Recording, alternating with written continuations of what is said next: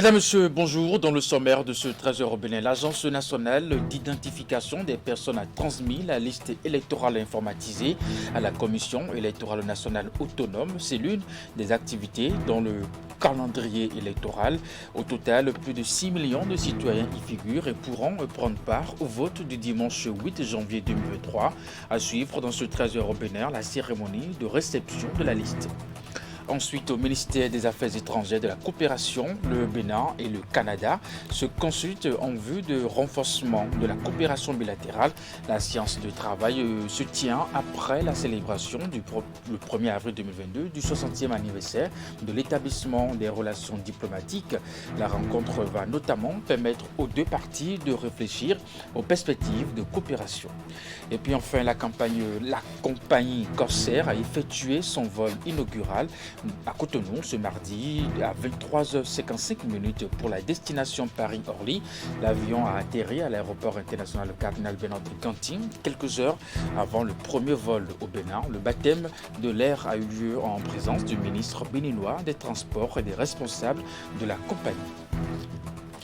Et voilà pour le sommaire de ce 13h au Bénin. À nouveau bonjour et bienvenue si vous nous rejoignez à 2 mois des élections législatives au Bénin. L'Agence nationale d'identification des personnes a transmis la liste électorale informatisée à la Commission électorale nationale autonome. C'est l'une des activités dans le calendrier de la Sénat. Au total, plus de 6 millions de citoyens y figurent et pourront prendre part au vote du dimanche 8 janvier 2023. La cérémonie de réception de la liste s'est déroulé dans la matinée de ce mardi au siège de la Sénat. Voici les images.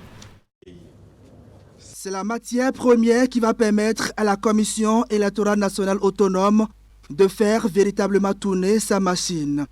La liste électorale informatisée est ici transmise par le gestionnaire mandataire de l'Agence nationale d'identification des personnes après audit accordé aux partis politiques et aux organisations de la société civile.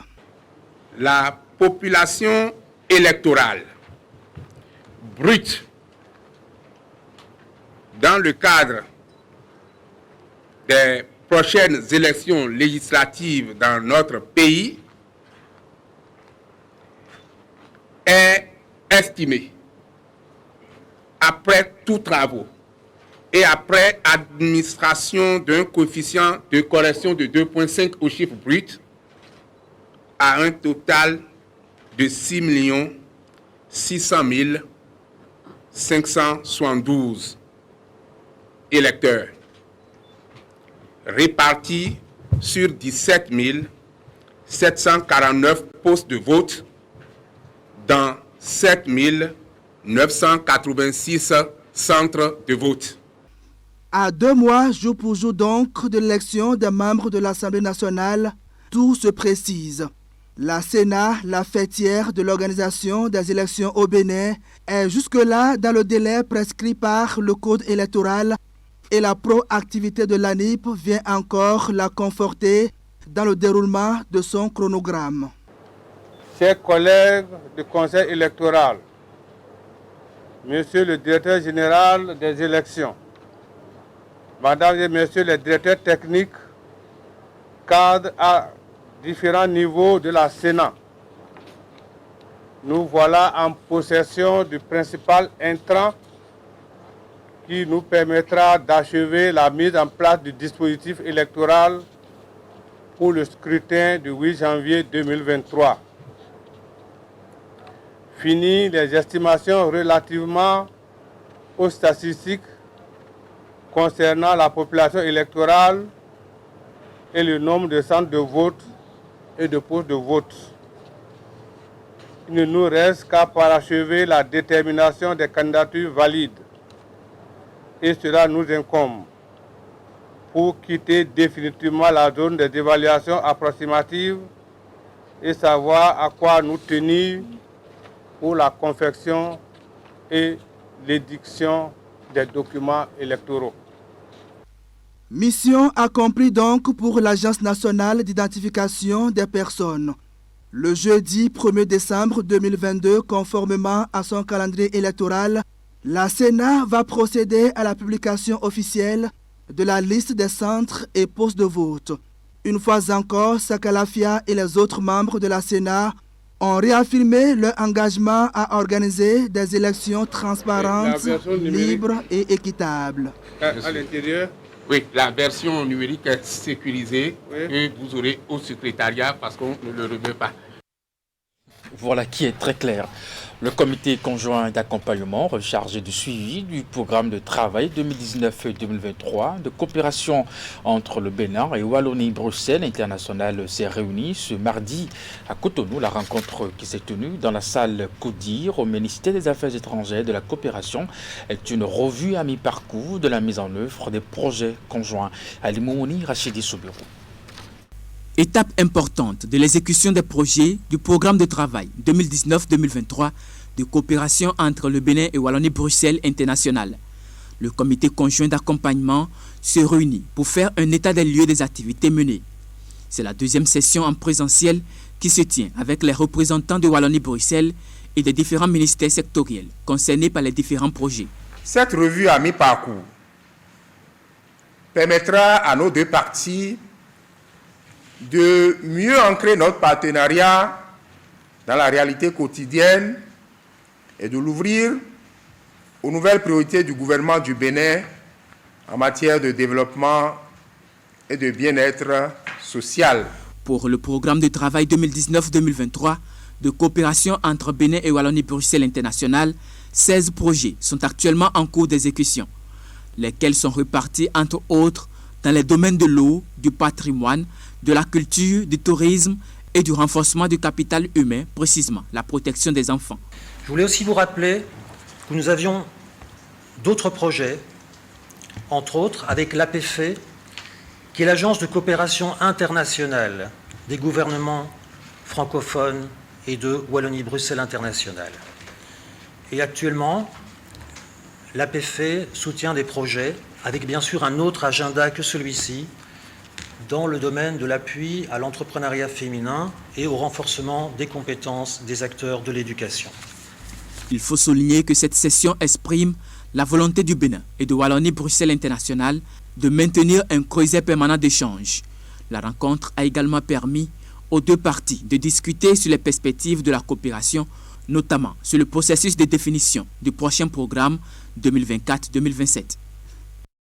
Et puis nous restons toujours dans la diplomatie. Au ministère des Affaires étrangères et de la coopération, le Bénin et le Canada se consultent en vue de renforcement de la coopération bilatérale. La séance de travail se tient après la célébration le 1er avril 2022 du 60e anniversaire de l'établissement des relations diplomatiques. La rencontre va notamment permettre aux deux parties de réfléchir aux perspectives de coopération, surtout à l'extension de nouveaux axes de programmes et d'actions du gouvernement 2021-2026. Teddy Goudalo, Elvis Tourne-Point pour le compte rendu. Cette séance de travail entre le Bénin et le Canada vise essentiellement à passer en revue l'ensemble de la coopération au développement. Elle va également permettre une évaluation de la mise en œuvre de quelques projets axés sur la croissance économique. Je voudrais, à cet effet, me réjouir de la signature récente, le 5 juillet 2022, du protocole d'entente entre les deux gouvernements pour la mise en œuvre du projet Ma formation, mon métier, mon avenir, le projet dénommé 3M. D'un montant de 16 950 508 $ canadiens, ce projet vise à renforcer le pouvoir économique des jeunes vulnérables pour l'amélioration de l'accès à des services de formation professionnelle et d'apprentissage de qualité. Ces consultations permettront aussi aux deux parties de réfléchir aux perspectives de coopération, notamment les possibilités d'extension à de nouveaux axes de programme d'action du gouvernement 2021-2026. Le Bénin et le Canada ont eu l'opportunité de travailler ensemble à la promotion de nos valeurs communes, notamment au sein de l'Organisation internationale de la francophonie et des Nations unies.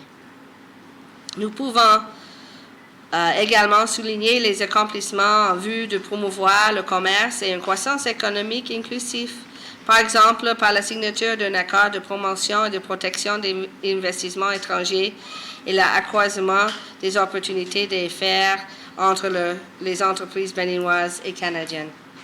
Les consultations ne pouvaient donc tomber mieux qu'au cours de la présente année qui marque le 60e anniversaire de nos relations bilatérales.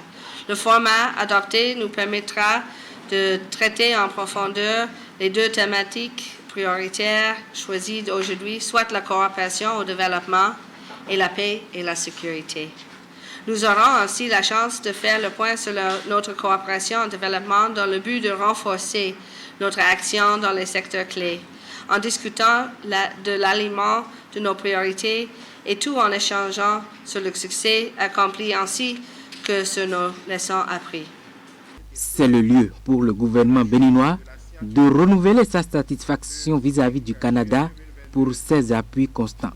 Le Bénin, à travers cette cérémonie, rassure la délégation canadienne de sa disponibilité à œuvrer en vue de la consolidation des liens d'amitié et de coopération dans les domaines d'intérêt.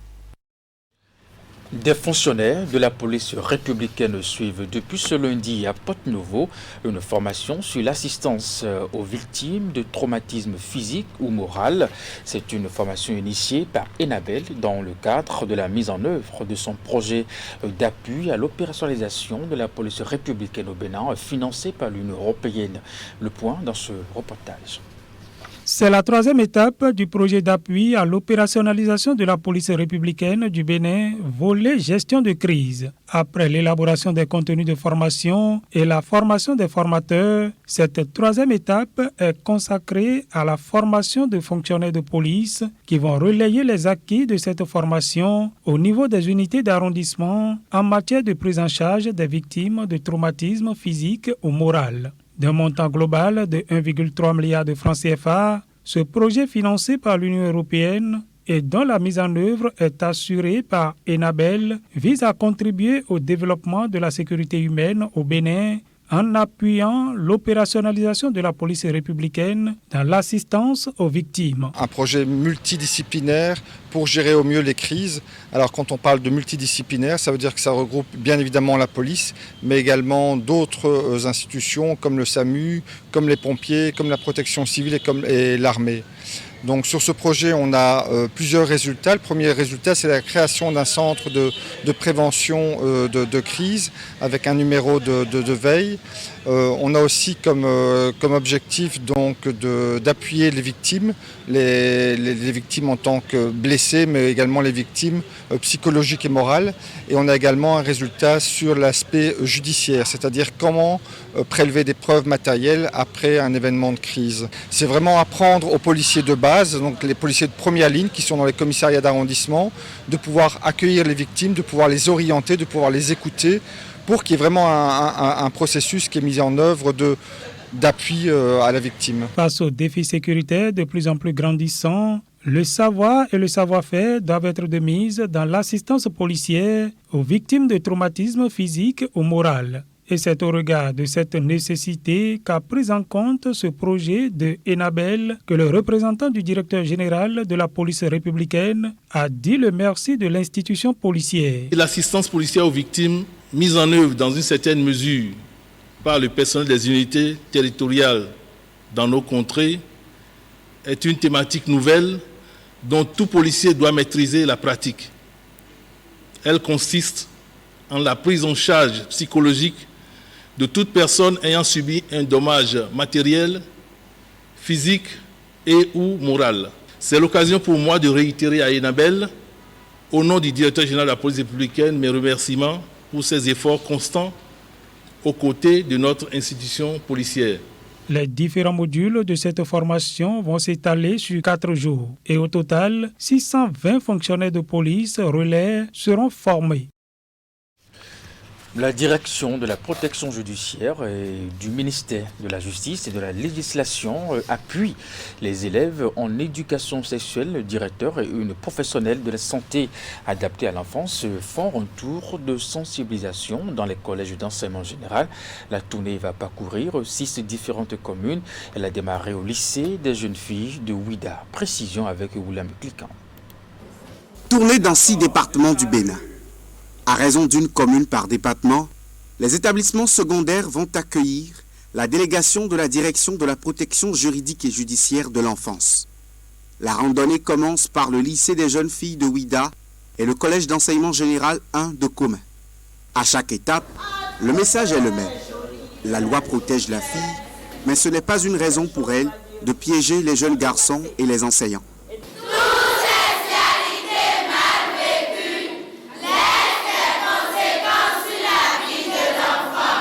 Les élèves sont donc éduqués dans leur ensemble à la sexualité responsable pour un meilleur avenir. Quand on sait que de 2016 à 2021, il y a eu suffisamment de cas de grossesse scolaire dans nos établissements, on s'est dit que la meilleure manière de sensibiliser nos enfants, de les aider à se réaliser et à pouvoir se construire dans le temps, c'est de leur parler des conséquences d'une sexualité mal vécue, de pouvoir les exhorter à rester plus longtemps à l'école en leur parlant des lois, bien entendu. Ce sur quoi nous avons insisté, c'est qu'une sexualité précoce n'est pas sans conséquence sur la santé de l'enfant, que ce soit sur la santé physique que sur la santé psychique. Sur la santé physique, ça va être les grossesses indésirées, les infections sexuellement transmissibles. Sur la santé psychique, ça va être une perte de l'estime de soi, ça va être des traumatismes, ça va être des abus, des viols. L'initiative est la bienvenue chez les acteurs de l'école au Bénin, déjà rudement éprouvés par le phénomène des grossesses en milieu scolaire. Nous comptons 2840 élèves au total et je crois que la plupart de ces élèves ont été touchés par vos messages de ce soir sur la sexualité. C'est des enfants déjà qui, avec leur masse là, s'intéressent déjà à la chose et votre passage pouvait un temps soit peu les amener à se reposer des questions, à se remettre en cause pour savoir s'ils sont sur vraiment le bon chemin. Nous avons chaque année au minimum 7 à 12 cas de grossesse. Quand ça ne se passe pas entre élèves eux-mêmes, c'est avec peut-être le soudeur, l'apprenti électricien, le fondeur. J'ai compris qu'on doit se méfier des rapports sexuels, surtout en tant qu'élève. Le fait de pratiquer ou bien de faire les rapports sexuels, ça engendre des conséquences. Et l'on a vu que de ne pas laisser son corps, si on est une jeune fille, de ne pas laisser son corps aux garçons et pour faire tout ce que les garçons veulent. Les autres points d'étape sont Semepoji, Boikon, Parakou et Natitengu. Et pour finir, je voulais annoncer en titre, la compagnie Corsair a effectué son vol inaugural de Cotonou ce mardi à 23h55 plus précisément pour la destination Paris-Orly. L'avion a atterri à l'aéroport international Cardinal Bernardin-Ganty quelques heures avant le premier vol au Bénin. Le baptême de l'air a eu lieu en présence du ministre béninois des Transports et des responsables de la compagnie. Dans les airs de l'aéroport international Cardinal Bernardin-Ganty de Cotonou, l'Airbus A330-300 de la compagnie Corsair qui s'apprête à atterrir sur le tarmac. Il est 16h54 ce mardi 8 novembre 2022 et voici le baptême d'air de la compagnie Corsair sur le territoire béninois. Et puis l'accueil traditionnel. Bonjour, soyez les bienvenus. Merci. Bonjour. Pour le vol inaugural de Corsair au Bénin, les responsables de la compagnie ont effectué le déplacement de Cotonou. Ils sont ici accueillis par le ministre béninois des Transports. Vous vous en doutez bien qu'en tant que ministre des Transports, je ne peux que me réjouir de l'intérêt de Corsair pour la destination Cotonou, la destination Bénin. Ceci va dans le sens de la vision du gouvernement qui, disons, fait du tourisme une véritable filière de développement. Donc ceci va accroître la desserte du Bénin et démocratiser destination Cotonou. Je voulais simplement me réjouir, tout comme Monsieur le ministre, du fait qu'il y ait dorénavant au Bénin un nouvel opérateur économique qui, plus est, intervient dans un secteur qui est important dans le cadre des relations entre nos deux pays. Une nouvelle ligne de transport aérien qui vient en soutien au développement économique et touristique du Bénin. COSER se donne pour mission d'améliorer la connectivité en facilitant l'accès au transport aérien à un plus grand nombre de personnes avec ces tarifs compétitifs. Donc vous savez que là nous avons fait un tarif spécial pour ce vol inaugural à 280 000 francs CFA et puis après les tarifs seront à 299 000 francs CFA seulement, 3 vols par semaine. Et ce que je voudrais dire c'est que ces tarifs extrêmement compétitifs, ils ne sont pas au détriment de la qualité de service. Nous sommes une compagnie française, une compagnie régulière. Les vols de la compagnie COSER seront opérés en Airbus A330-300 permettant d'accueillir 298 passagers en 3 classes à savoir Business, Premium et Économie. Ils sont programmés les mardis, jeudis et dimanches. Mesdames et messieurs, c'est la fin de ce 13h au Bénin. Merci de l'avoir suivi. Retrouvez à 16h votre bulletin d'information. 19h30, la grande édition de la soirée pour la suite de vos programmes. Eh bien, portez-vous bien et à très bientôt.